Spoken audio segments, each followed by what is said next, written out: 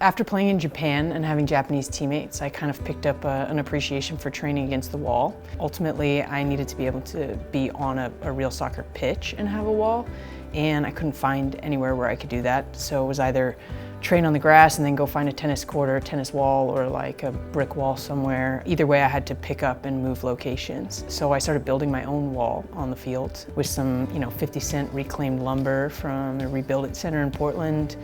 Borrowed some other pieces of hardware, took some other random pieces of wood and just started building a wall. And I would shove it in a backpack and take it to the field, carry the wood under my arm and just build it. It was probably 4 or 5 months later that I realized that I had kind of created something that worked really well, and that if I could turn it into a product, then other people could use it without having to go through that kind of discovery process that I went through building it. And over time I had just refined the angles that were on it, refined the way I used it, figure out the best way to set it up, like all kinds of things. So it started turning into a product.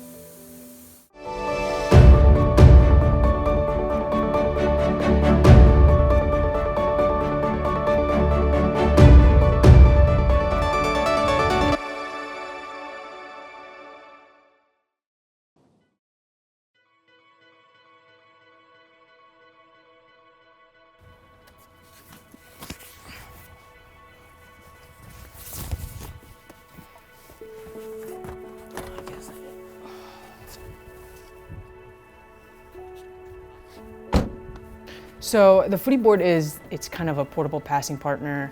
It's 13.5 pounds, so it's the lightest rebounder out there. We made 50 of them handmade in Kansas City. You're in season, we were tired. This is the paint tent. And we just built a spray tent and had all these footy boards hanging from the rafters and it was an epic process. And then here is our progress for the day. Footy board galore. And it was pretty funny. We hung them up on these ropes with little hooks, and we sat there and sprayed them. And we wore all the paint gear with the paint masks, and then we hung them back up, and we spent I don't know, we'd go there every day after training and spent 500 hours probably working on these footy boards. It was a lot, but we did it.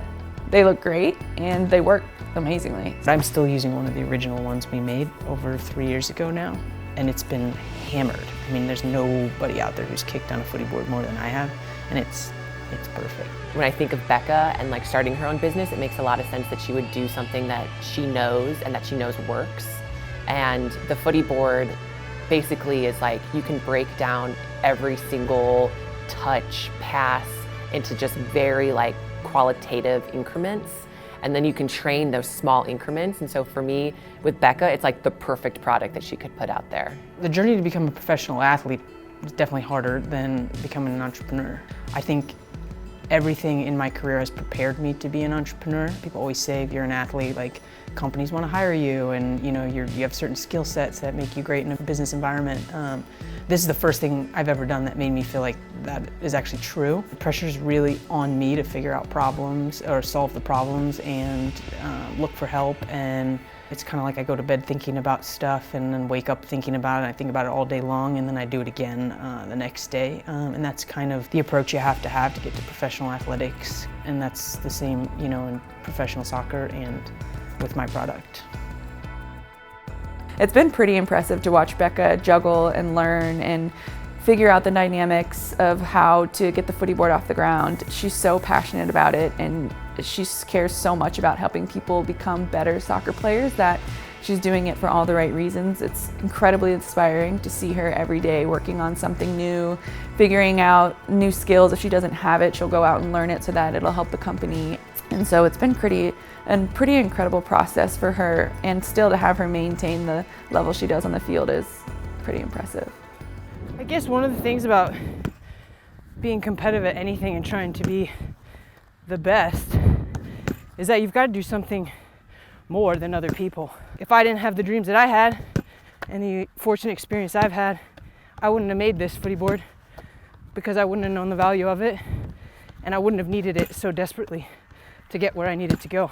It's really well received, especially by professionals, because they understand the importance of training alone, of getting those short, sharp touches and lots of them over and over and over, and being able to do that in anywhere, you know, not having to go to a facility, just being able to go to, you know, if it's a baseball diamond or if it's just a field with a fence, like just the accessibility of the footy board is so incredible for players like us who find a lot of our time in the off season training by ourselves and figuring out ways to create different scenarios with just yourself. The footy board, when I get to play with it and train with it, is any first touch I can work on. The inside of my foot, the outside of my foot, sole roll, anything. Like whatever you put into the wall, you're getting it back. I mean, a ton of professional players have messaged the company. I think by now most people know that it's mine, but initially I had friends messaging the company like they were messaging like, you know, any company you don't know anybody at, and just like, hey, this is who I am, and I really like your product. Like, I'd love to get, you know, one to test and blah, blah, blah. And I'd be like, hey, it's me.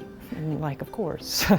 In terms of at the highest level, it's pretty understood that training against a wall, being able to isolate certain skills, it's just an important part of training and taking your game to another level.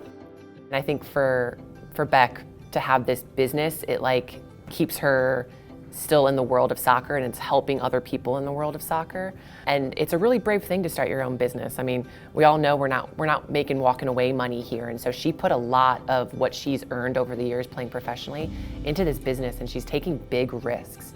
And so for me, I'm just extremely proud of her to be so brave in doing that and to really put her heart and soul into a product that she like truly believes helps players.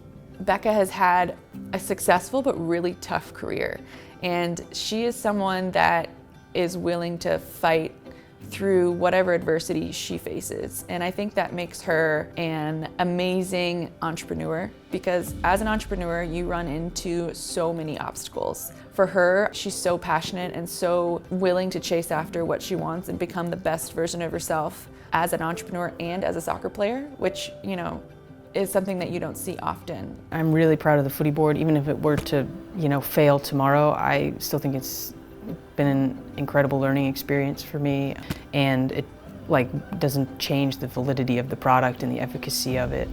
It's just, you know, it's outstanding. So, I mean, I'm really proud of that. There's plenty of places we could have tripped up, and I just, you know, we didn't. Or if we tripped a little, we just pivoted, which is just like you have to do in soccer. I mean, I've been in different countries, different leagues. You know, you kind of get good at finding the best learning experience in whatever is in front of you, and the footy board has definitely been, you know, a tremendous learning experience for me. So, I mean, I have no regrets.